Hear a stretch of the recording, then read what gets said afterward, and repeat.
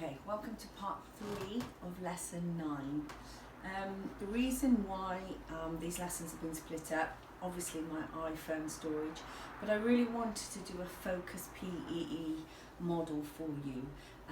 The work that you've been sending to your accents teachers, you're doing really well, but this is something we would have given real focus to in lessons. So I think it's really important that we try and do one together, although obviously it's easier if you were giving me your amazing answers. So I'm going to try one from my head, and we'll go through how you can extend your answers and get the best of your ideas really.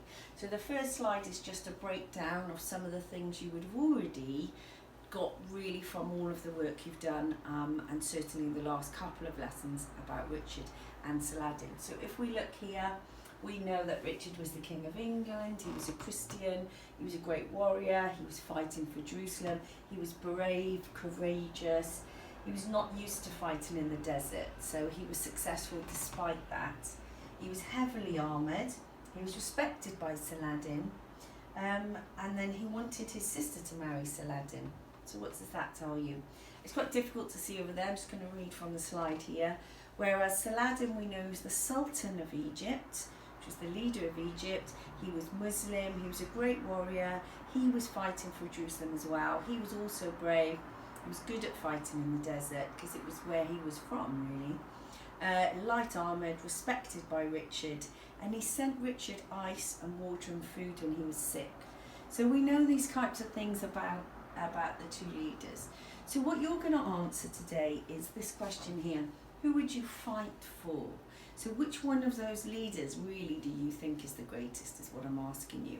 Again, don't forget you've got all of that on your SHP textbooks that you can use to help you, and all of the work you've done so far. Remember, nothing's standalone, it should all lead into this answer.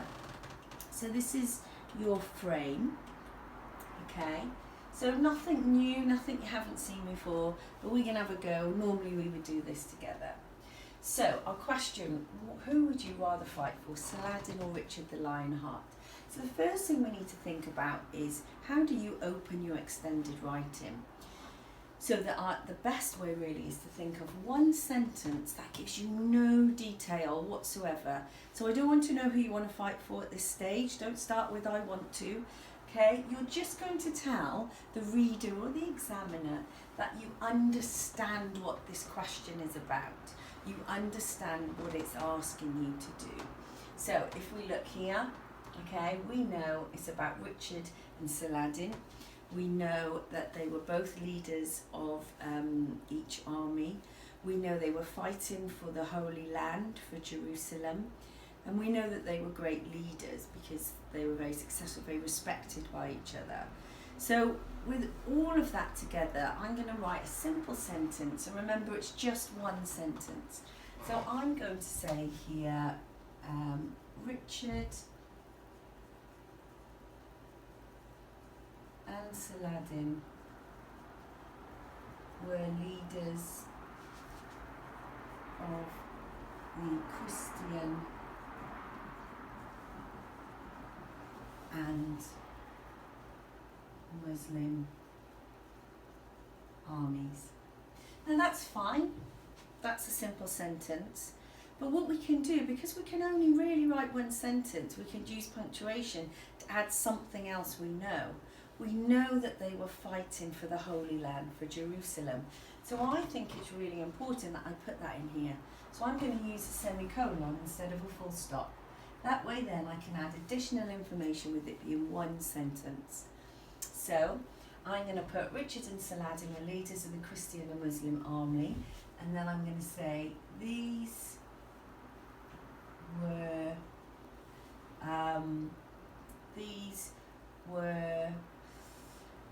holy wars, and put conflicts in the medieval period. Okay, so I'm telling the reader a little bit more, so if they didn't know anything about the topic, but also if it's an examination, they know I know. Okay, with your semicolon, both need to make sense on their own. If you can't make a full sentence here, you would use your em dash instead, then you can just add additional information. What's important to notice, let me get my red pen. What's important to notice is I've put Christian and Muslim here on purpose because here I've got Richard and Saladin.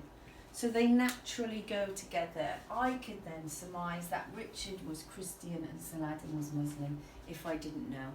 Remembering capitals for names, capitals for Christian, capital for Muslim, because they're proper nouns. So straight away I'm introducing my extended right. Richard and Saladin were leaders of the Christian and Muslim armies. These were holy conflicts in the medieval period. I might make that better, and I might put something like these fought in holy wars. So develop it as you go along, okay? So here's your point. So you've now got to decide which one of those two would you rather be fighting for. So from all the evidence that you've read from previous lessons, which one do you think you would rather fight for? If you haven't got a preference, then what you're going to need to do is to kind of choose one and just work on the evidence if that was your idea. Okay, I'm going to pick Richard, not for any other reason, but that's the one I think I'm going to go with today. Okay, so I would say here now, I would say I believe Richard was the greatest leader. Okay, so I don't need to put that I would like to fight for Richard, okay, you've got to make your work sophisticated. So I believe Richard was the greatest leader. The person reading knows your opinion, you don't have to tell them, okay, because the word you used tells them that as it is, you can see your opinion, okay. I'm going to stop there, I'm not going to put anything else in my point, because that's my point. Richard's the greatest leader, therefore I'm going to want to fight for him. You could add there if you wanted, I believe Richard was the greatest leader, therefore I would choose to fight for him, if you really want to.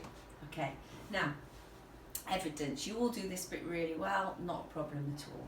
Okay, so I could say, so I might say,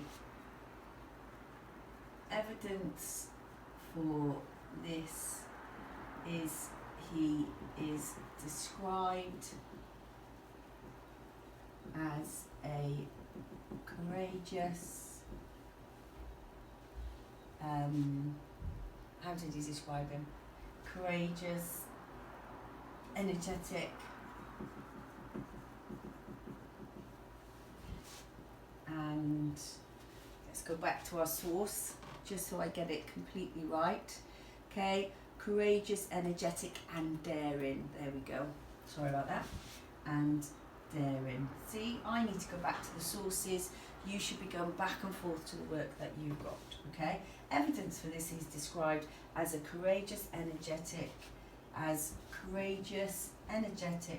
and daring by Saladin's secretary. Okay. So you can see there's my evidence. My evidence is directly from that source. And why I've chosen that one is because it's interesting that the opposition are saying these things about them, which means I've got lots of good things to write. Okay. So now I'm going to go to my explain. Now this is where we tend to go a little bit wrong. Sometimes your explains don't match this. So if I was to then explain maybe something that Richard did, so maybe it was the fact that he wanted his sister to marry him, to unite the two fighting religions. However, it doesn't really match the evidence that I've given, because my evidence is courageous, energetic, and daring by the Saladin secretary. So I'm going to explain why I would want to fight with a courageous, energetic, and daring leader. I'm not going to just use everything I know about Saladin, because that doesn't match my evidence. Later on, if you do a furthermore, if there's something you really want to add, then you would do that then. But at the moment, I need to link this with this, okay?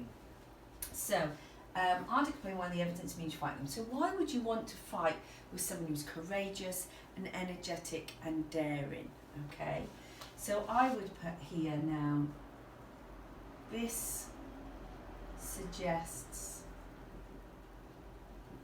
that Richard would have been able to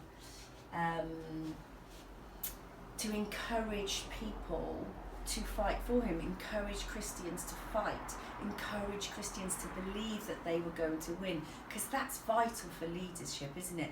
Think about the Boudica work we did, and do you remember her speech? She needed the people of England to believe that they could beat the Romans, okay? So it's really important that a leader is able to make the followers believe. So this suggests that Richard would have been able to encourage the Christians, capital, to follow him in battle, to take back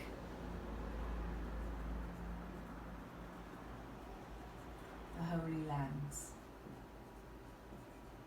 Okay, now this is where some of you are stopping. Oh, I'm done, I've explained. You haven't explained yet, okay? You've given me one explanation. But you haven't really said why, okay? So you've just said he'd be able to encourage you. Why is it important for them to encourage? Okay, so then I could say, this would mean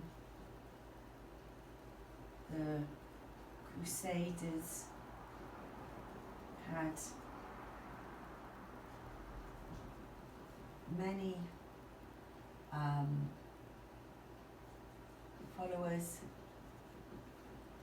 or soldiers to fight. The more people, the more likely you're going to win. Okay, all right. So then I'm going to say this would result in more success against the Muslims. Now, that's great. We're looking at, you're looking at maybe your flight path 6s here, possibly 5s, because you've given me an example. But you haven't given me enough. That's one why, which is why I've done it in red. I need to find something else, okay? I need to find another reason why, because I want to put as much in as I can. So why else would being energetic and daring be important? So I'm going to use a different colour now, because this is my second why. I'm going to use additionally now, because I'm adding on to my explanation. Now I know I've got an additional here, but that's all right at the moment, because I'm just getting my thoughts together. So additionally, to be daring would mean he is willing to take risks and make difficult decisions. Okay, because that word daring, it means something. It's not there just as a describing word. If you're a daring leader, you're willing to do something more, something that maybe others aren't. So if you're following that leader, sometimes success means that you have to do something a little bit different.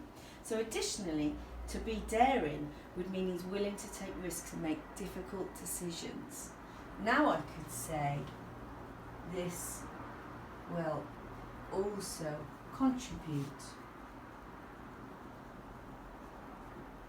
to the success of the Crusaders. Nobody would want to go to battle if they didn't think they were going to win. But I haven't finished there. I'm going to do another one because that's just too wise. Now I'm going to add a furthermore. Okay, so furthermore, what is really important about this, I think, is that it was not a crusader, not an English churchman, not somebody from medieval Britain who's saying this. It was from his enemy. So here I would go, furthermore, the fact that it's his secretary saying it means it's a really good thing.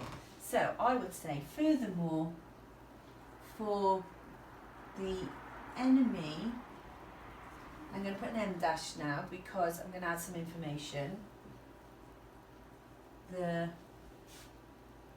secretary to Saladin, okay, M dash, doesn't need to be a full sentence with dashes, okay, furthermore, for the enemy, okay, the secretary of Saladin, to praise the opposition would suggest that this is true. Okay? You wouldn't want to praise them, would you? You don't want them, your army, to think, oh my gosh, this leader is courageous, energetic, and daring. Furthermore, for the enemy, the secretary to Saladin, to praise the opposition would suggest that this is true. Okay? This means he would be a great leader for the Crusaders. Okay, so let's have a look at that now. I'm going to take my black pen so you can see. Throughout this, there are conjunctions. I'm explaining why. I'm adding things. Okay, you could then go back. I won't, otherwise this video would end up being a long time. But we could go back, we could add our semicolons, we could add additional information, we could change the order of things. Okay, so we've got this suggests straight away. We've got our sentence opener there. We've got this would mean, okay. We've got this would result in, we love that one, don't we? Okay, cause and consequence. More success. We've got additionally, this would contribute. We've got this would also. We've got furthermore. Okay, we've got this would suggest, and then we've got this means. Loads and loads of explanation. I haven't said anything yet about any. All I've talked about are those words. So my explain, can you see how much more detailed it is? Okay, we should have, if you were to draw this as a visual, you would have your point as a sentence. Your evidence might be a little bit longer if you want to do a visual, but your explain would be that. So if they're all the same, if you've got one sentence, and one sentence, you know yourself that you need to go back and have a look at that, and you need to go back and develop that even more. However, we're not going to stop there because we don't want to be flight path 6s, we want to be higher, we want to be flight path 7s and 8s. So what we're going to do then is we're going to use, well, what else do you know? Okay, so now from everything else you've done, what else do we know about Saladin which would be good to fight for? Okay, so here, additionally, now you can add whatever you want, as much as you want. Okay, additionally, so I could say additionally, although I have used it once, it's really not a problem. Okay, I would say additionally, Saladin would have been fighting for the injustice believed to have happened when the Christians were sent from Jerusalem. Okay, so I'm going back to what I know about the actual beginning of it. Why did it start? Well, apparently it started because whilst they were all living in peace, then the Christians were made to leave that Jerusalem.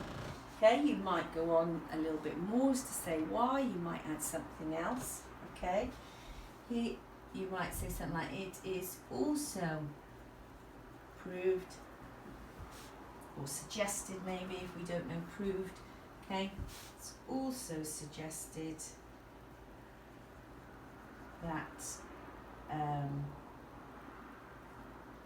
Saladin had gone back on his promises. Okay,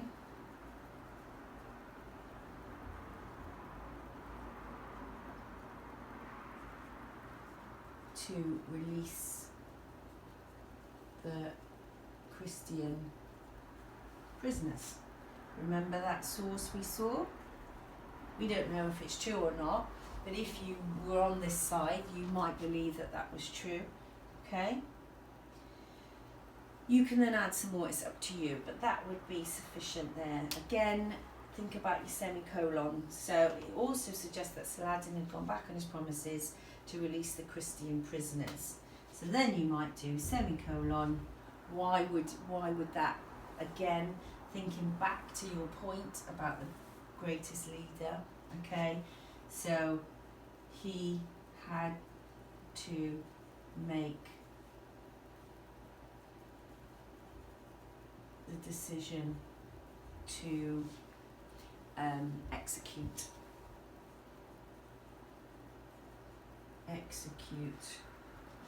the prisoners. We know, or we would hope he wouldn't have wanted to have done that.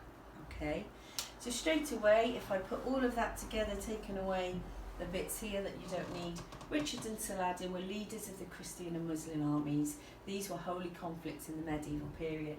I believe Richard was the greatest leader. Evidence for this is he's described as courageous, energetic and daring by Saladin's secretary. This suggests Richard would have been able to encourage the Christians to follow him in battle to take back the Holy Lands. This would mean the Crusaders had many followers or soldiers to fight. This would result in more success against the Muslims. Additionally, to be daring would mean he was willing to make risks and make difficult decisions. This would also contribute to the success of the Crusaders. Furthermore, for the enemy, secretary to Saladin, to praise the opposition would suggest that this is true. This means he would be a great leader for the Crusaders. Additionally, Saladin would have been fighting for the injustice believed to have happened when the Christians were sent from Jerusalem. It is also suggested that Saladin had gone back on his promises to release the Christian prisoners. He had to make the decision to execute the prisoners. I would put Muslims here because I've repeated that word, haven't I? So I can go back. So you can see that would be a really good PE answer, but we're not going to finish there. Remember what I always talk about, okay? Remember, we always talk about trying to have a contrast, telling the reader everything you know. So I'm going to go now to my furthermore, which would be an extension. Why would you not want to fight for the other one that you said? So I'm not just going to say how good Saladin is, I'm also going to say what I didn't like about good how Richard was. I'm also going to say what I wouldn't want to fight for in terms of Saladin. So I would put here now, furthermore, or because I've used a furthermore, these are just to help you. You can use your own. You could put to contrast on the other hand, anything like that really. I'm going to stick with furthermore. So furthermore, Saladin had gone back on his promises, which may mean, we don't know, so remember conditions we use, that may mean he is not very trustworthy. Why? Why is that bad? Why wouldn't you want to fight for someone who's trustworthy? Okay. As a result, he may also be untrustworthy towards his own people and armies. Okay, I would say a semicolon, trust is an important attribute for any leader. Okay, so I feel if I believed that source that he went back on his promises, then he wouldn't be very trustworthy. I wouldn't really want to work for someone who isn't trustworthy. Then at the bottom, you've got an extension. You could add someone else's opinion. So then here you would say, on the other hand, and then you could do the whole thing again without the thesis statement as to why you would have Sally, and then you've got a balanced PEE. Okay, but that's your extension. You don't have to do that bit. Okay, so hopefully that's given you some ideas, but I want you all, please, to focus on your explain. Have 3 of them, separate them, use different colours, use explain 1, explain 2, explain 3, however works for you, until you've made sure you've given me 3 different explains. The rest is extension, higher level, then an extension on top of that. So you could pause this now and have a go if you want. On the rest of the slides, you will see there are some ways that you can work out what kind of level you're working on, and then you've got your list of what you should have done by the end of these 3 videos. So I know you can't see that, but you would read the information about both leaders, created that Venn diagram, compared the 2 sources, answered the questions, and then you've done your full PE answer. Please, can you send this to your excellence teacher to have a look at, so we can see that you're improving your PEE. So I hope all that makes sense, and good luck with lesson 9. Speak to you soon. Bye.